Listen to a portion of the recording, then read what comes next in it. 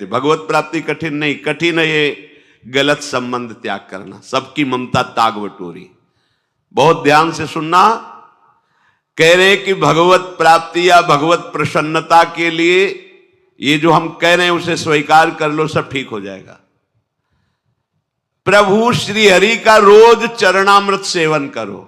भगवान व्यासदेव जी भगवान के अवतार हैं, अपनी बात वही बता रहे कि कैसे प्रसन्न करोगे। सारजुषाम चरण यो रूप गायताम न, बड़ी सार बात है। अकाल मृत्यु हरणम सर्वव्याधि विनाशनम श्री कृष्ण पादोदकम पीत्वा पुनर्जन्म न विद्यते। कई बार सत्संग में कह चुके हैं, पर किसकी समझ में आता है। सबके पास चरणामृत होना चाहिए, रोज चरणामृत नियम से, गुरुजनों की कृपा से कुछ भी खाने पीने के पहले जिह्वा में चरणामृत जाता है। यह हमारा जीवन है। चरणामृत में पैसा नहीं लगता। अपने घर में नाम सेवा विराजमान है, हमारे को मिल रहा चरणामृत। संतों का चरणामृत, श्री जी का चरणामृत राधा वल्लभ लाल बिहारी लाल में खुला बट रहा है, खुला बट रहा है। आप कोई पात्र ले ले, अगर वो 2 बूंद डाल दें, उसमें 1 लीटर जल मिला दीजिए, पूरा चरणामृत रोज पान कीजिए। मान लीजिए बात। अकाल मृत्यु हरणम, चरणामृत पीने वाले की कभी अकाल मृत्यु नहीं हो सकती। मान लीजिए बात। कोई भी व्याधि रोग तुम्हें परास्त नहीं कर सकता। होगा नहीं, हम नहीं कह रहे, परास्त नहीं कर सकता।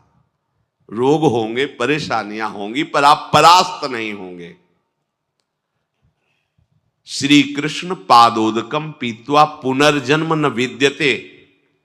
हमें तो लगता है कि 3 बार कम से कम ले, वो औषधि है। पास रखो, छोटे से उसमें 1 ढक्कन डाल लिया, सुबह उठते ही कुल्ला करने की जरूरत नहीं, सिराने रखा है। गुरु कृपा से गुरुदेव भगवान की चरण रज और चरणामृत, ऐसे ये यहां अगर सर है तो यहीं रखा है, और सर के नीचे गुरुदेव भगवान के पूर्व के प्रसादी जैसे मुझे, वो सब उन्हीं का बल है। ये खोपड़ी जो काम कर रही तो उन्हीं के चरण रज से काम कर रही, नहीं तो इसको भ्रष्ट होने में देर न लगे। ये अगर काम कर रही ना तो गुरुदेव की चरण रज के प्रताप से, कहिए तुम्हें रहस्य बता रहे हैं।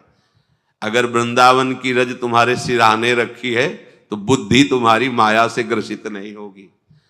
पहले उठो, जे ही आंख खुले तो सबसे पहला कार्य चरणामृत मुख में डालो, फिर जल आदि पी के फिर अपनी दिनचर्या में चलो।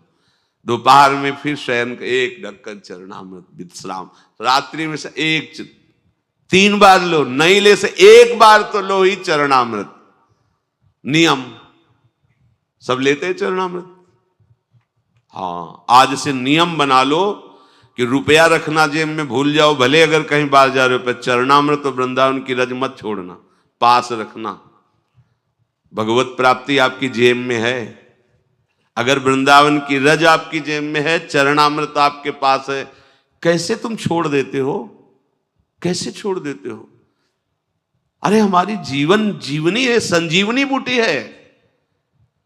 व्यासे सी हरिवंश बताई, ये ब्रजरज जीवन मूरी। आप कैसे छोड़, हमारी प्यारी जी की चरण रज है, आप उसे छोड़ देते। कहीं भी जाओ, दिल्ली कलकत्ता कहीं के भी हो, 2 चीज हर समय जेब में रखना, वृंदावन की रज और चरणामृत। तुम जीत जाओगे, जीत जाओगे। पर वो 2-4 दिन याद रहेगा, इसके बाद नहीं याद रहेगा। आसुरी भाव होने के कारण आपको ये बातें हंसी मजाक लगती हैं। चरणामृत का सेवन और प्रभु के नाम जप और नाम कीर्तन से हम माया पर विजय प्राप्त कर लेंगे। हमें मोक्ष की कोई आवश्यकता नहीं। शास्त्र प्रमाण बहुत सरल है भगवत प्राप्ति। कठिन है आसुरी भाव का त्याग करना, स्वसुख वांछा का त्याग करना, यह भी छूट जाएगी। रोज चरणामृत पियो नियम से, और ब्रज रज वृंदावन रज तुम्हारे शरीर पर लगी होनी चाहिए। श्री जी का प्रसादी चंदन है और ये रज है। ये हमारा सौभाग्य है। जैसे सौभाग्यवती स्त्री सुहाग भरती है, ऐसे हमारा ये सुहाग है। जुगल जोरी सरकार की उपासना का हमें सुहाग लगाए हुए हैं। वृंदावन रजोप सेवी, ये हमारी पहचान है। वृंदावन रजोप सेवी, श्री हरिवंश जोरी वृंदावन रजोप सेवी है। इसी का हमारा, ये हमारी दास्ता का चिन्ह है, ये हमारा सुहाग है। और ये लगा है ना, तो इसमें जितना अंदर लिखा है ना वो लिखा ही रहेगा, उसको कोई फर्क नहीं पड़ेगा, इसका प्रभाव पड़ेगा। तुम्हारे भाग्य में जो लिखा है ना वो सब रद्दी हो जाएगा। लेकिन यहां रद्दी भाग्य को नहीं करना चाहते। कहा करना चाहते हैं? बोले रज लगा के जाते हैं तो लोग हंसते हैं। अरे भैया, तुम्हारे भाग्य बदलने के लिए लगा है। बोले हमें नहीं बदलना है भाग्य, इसी दुख में रहना है। रज नहीं लगानी, रज छू गई तो रजोगुण नष्ट हो जाएगा, फिर जिएंगे कैसे? अगर हम देखते हैं जैसे वृंदावन में से, तो कई बार देखे कर क्या रहा था, ऐसे बीच वाली अंगुली से ऐसे रज छुआ और पहले से हटा दिया, फिर ऐसे कर, रज न छू जाए, कैसे कैसे मंगल होगा? बड़े बड़े महापुरुष कह रहे हैं जब तक निष्किंचन महापुरुषों की चरण रस से अभिषेक नहीं होगा तब तक तुम्हें ब्रह्मबोध या भगवत अनुराग हो ही नहीं सकता। निष्किंचना नाम न वृणीत यावत, चरणामृत का रोज सेवन और रज रानी को पास में रखना और नाम जप करना, बस हो गया।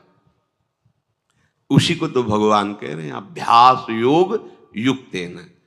अब नाम जप पर ध्यान देते हैं। चरणामृत तो बाहर से हम ले लिए, पर नाम का विषय स्वीकृति से अंदर से होना चाहिए। नाम कठिन तब तक लगता है जब तक हमें लोभ जागृत नहीं होता, भगवत प्रेम का, भगवत प्राप्ति का, आनंद का, दिव्यता का। अभी तो हम बहुत पार्थिव विषयों में लगे हैं।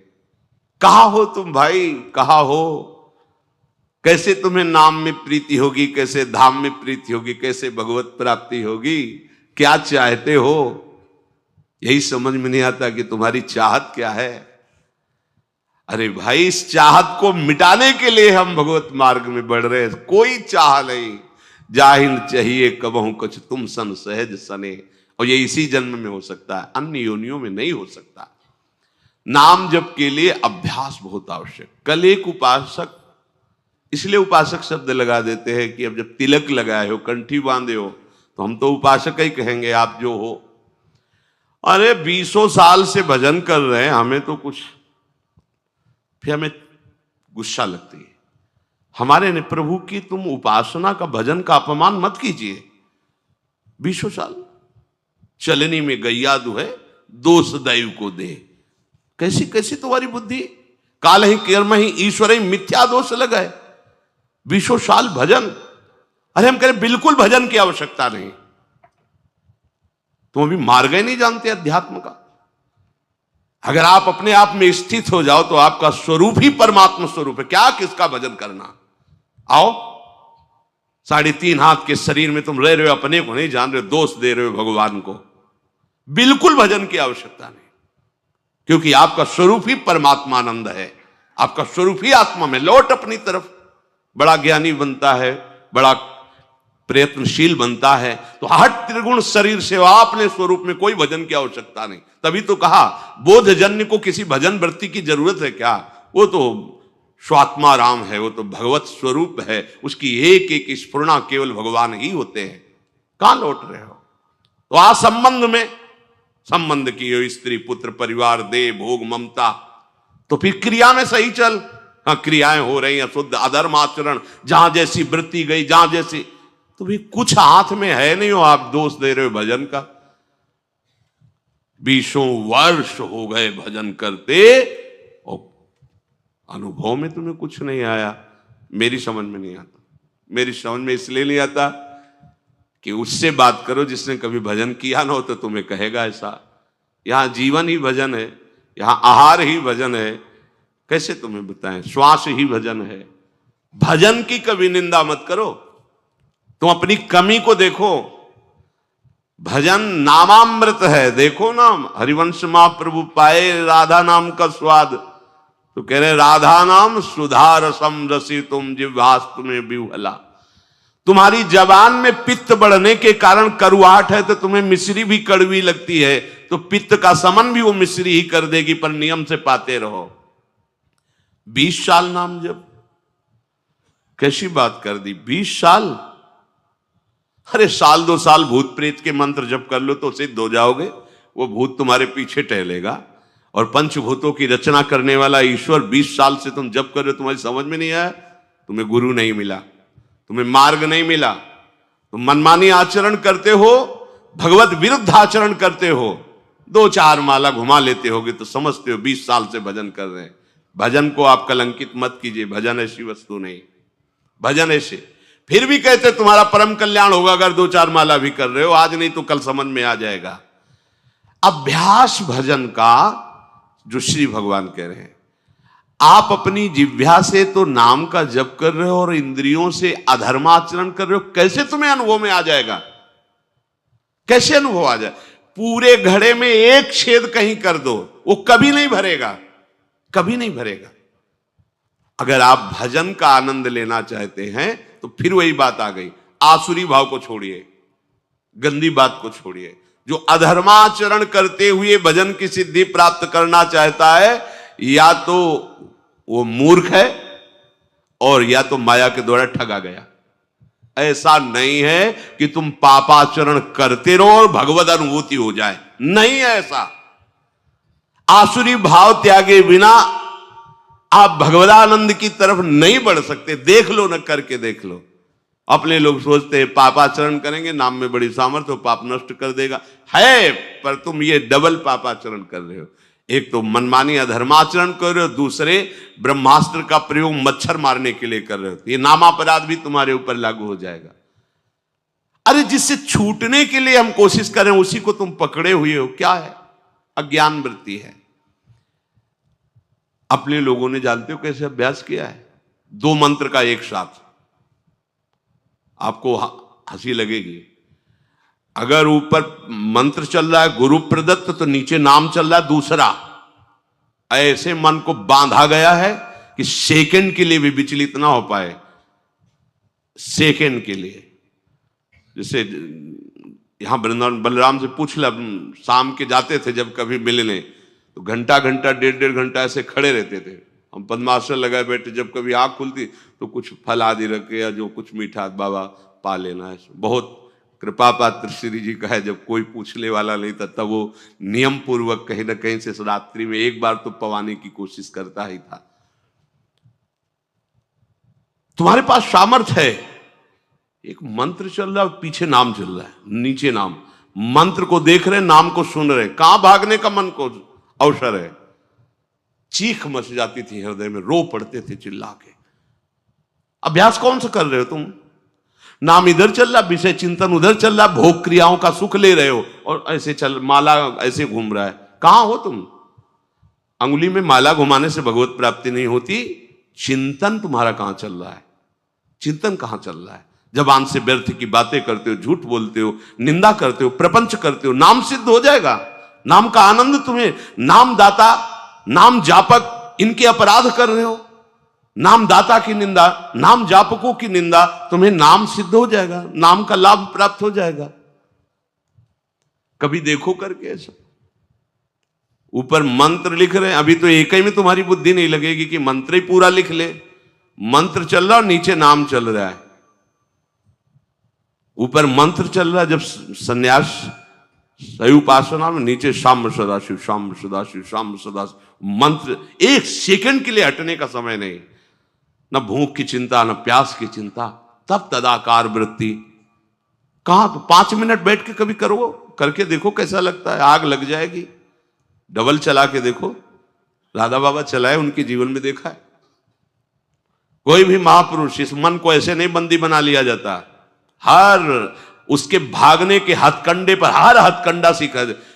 इसीलिए तो गुरु मेहरबान तो चेला पहलवान। यहां दंड बैठक वाली पहलवानी नहीं है, यहां यही पहलवानी, युक्ति से मुक्ति। भाग तू कहां भागेगा?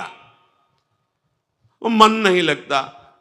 अरे शेर बनो, तुमसे खा के वो तुम्हें दहाड़ रहा है। मन बिल्ली न बन जाए तो बताना, म्याऊं बोलेगा तुम्हारे सामने। तुम्हारे हाथ में डंडा है गुरु का, कृपा प्रसाद नाम मंत्र, फंसा इसको।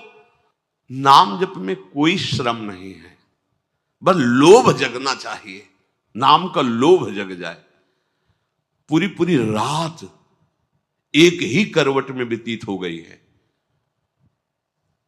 गूंज रहा है मंत्र। कभी उल्लुओं की आवाज या सिंहार की आवाज रात्रि में भले सुनाई दे, नहीं, गंगा किनारे केवल मंत्र गूंज रहा है। अच्छा, आप लोगों को अभ्यास के लिए कोई श्रम नहीं करना। देखो, सुबह से लगे हो सत्संग, इसके बाद फिर श्री जी का मंगला वन विहार, 9:30 बजे तक तो आपको फुर्सत ही नहीं। चेतसा नान्यगामिना, समझो भगवान के वचन को, तुम्हारा चित्त कहीं जाए ही ना, ऐसा अभ्यास करो। ऐसा होता है अभ्यास। स्नान करके शरीर की शुद्धि ही नहीं कि वस्त्र पहनना है, बाहर निकल करके वो आपने तो वस्त्र, अच्छा तो वस्त्र, ऐसा थोड़ी कि चित्त देह भाव में ही लगा हुआ है, क्रियाएं हो रही, उनकी शुद्धि नहीं है। नामाकार वृत्ति, भगवदाकार वृत्ति, ये किस जन्म में करोगे, कब करोगे, यही अवसर है। अरे जो गृहस्थ में फंसे हैं, प्रणाम है, थोड़ा नाम जप कर लेते, थोड़े धर्म कार्य कर लेते, कभी न कभी भगवान की कृपा से उनको अवसर मिलेगा कि वो छक के भजन कर पावे एकांत में। आप सबको तो अवसर मिल गया है, भजन का अवसर, इससे बड़ा कोई लाभ नहीं। अब आप चित्तवृत्ति को कैसे आप बर्बाद करते हैं, जब देखने को मिलता है तो लगता है कैसे बर्बाद करते हैं। ये समय यौवन अवस्था का एकमात्र भगवदाकार वृत्ति के लिए तुम्हारी नेत्रों की ज्योति चमकनी चाहिए और नासाग्र में दिखनी चाहिए। जब आपकी तरफ नेत्रों को देखे तो लगे हा, एकाग्र दृष्टि, भगवदाकार दृष्टि है। जैसे उल्लू है ना, दिन में उसको कुछ नहीं दिखाई देता, रात्रि में उसके नेत्र चमकते हैं। ऐसे ही हमारी कुछ दृष्टि है। ज्ञान में हम अंधे हैं और अज्ञान अंधकार में खूब बढ़िया नेत्र काम करते। हाँ, वो ऐसा, ये भोग सामग्री, ये अंधकार, अंधकार में उल्लू को बढ़िया दिखाई देता है, लेकिन दिन के प्रकाश में उसको कुछ नहीं दिखाई देता। तो भक्ति का प्रकाश और ज्ञान का प्रकाश हमारे नेत्रों में नहीं समझ में आ रहा, माया का अंधकार हमारे समझ में आ रहा, काम क्रोध लोभ मोह, तभी हमारे उल्लू बना रही माया हमें। नाम रूपी धन, प्रियालाल के रूप का ध्यान, प्रियालाल की सेवा, इससे वंचित किए हुए हैं। श्री हरि को जिसने आत्मसमर्पण कर दिया, उसका सब कुछ सार्थक हो गया। स्वात्मार्पणम स्वसुहृदा परमस्य पुंसः, प्रभु को समर्पित हो जाना। आप लोग कहेंगे मैं प्रभु को समर्पित हूं, कल की चिंता तुम्हें क्यों है, भविष्य की चिंता तुम्हें क्यों है, वर्तमान की चिंता तुम्हें क्यों है, भूत के किए हुए कर्मों की चिंता तुम्हें क्यों है? क्योंकि तुम आत्मसमर्पण नहीं किए हो, इसलिए है। अरे आत्मसमर्पण की वृत्ति में तो आकर देखो, नाच पड़ोगे अभी। इसीलिए कह रहे भगवत प्राप्ति में कुछ श्रम नहीं है, श्रम है इस ममता को बटोरने में, बस इसको समेटने में। एकदम भगवत प्राप्त अभी हो आप समझो, आपको कुछ नहीं प्राप्त करना, कुछ नहीं प्राप्त करना। आपको समझ में मतलब वो नहीं आएगी बात जो हम कह रहे हैं। आपका स्वरूप ही भगवत स्वरूप है। आप किसी माटी से बने हुए नहीं है, आप भगवान से बने हुए हैं। ये भगवान से प्रकट हुआ है और वो केवल भगवान है। ये अंदर की बात तुम्हें कह रहे, शुद्ध शुद्ध बुद्ध बात है। ये भगवान से प्रकट हुआ है, भगवान से। ये जो पंचभूत है ना, ये भगवान से प्रकट हुए हैं और ये भगवान ही है, भगवान से प्रकट नहीं हुआ है। अंश जानते हो, अंश शब्द भुलावा है, भुलावा, भूलने वाला शब्द है अंश। अंश नहीं है, वही महाराज बैठे थे, वही आए, जैसे एक कांच के मंदिर में बहुत से अपने रूप दिखाई दे तो छोटा बालक नहीं समझता कि अपना ही रूप है, ऐसे सच्ची मानना। वही बैठे खेल रहे हैं, आप हो ही नहीं, आप अपने को भ्रम में फांस लिए हो। आपकी सत्ता तब तक अलग है जब तक आप अपने को शरीर मान रहे हैं तक, नहीं तो जो ही ये हटाओगे वहां मुस्कुराते हुए केवल लाल जो है आप है ही नहीं। ब्रह्म नहीं, माया नहीं, नहीं जीव। अगर हम आपको ये ना सुनावें तो आपको लगे क्या बोल रहे ये, ब्रह्म नहीं, माया नहीं, नहीं जीव, नहीं काल। क्यों? क्योंकि जो हम अपनी सुधि बनाए हुए थे ना, शरीर और आगे सब, अब गई तो बचा कौन? एक रहो नंदलाल। अब ये पूर्णता है। ये स्वात्मार्पणम स्वहृदा परमस्य पुंसः। लाली मेरे लाल की जित देखूं तित लाल, और लाली देखन मैं गई मैं भी हो गई।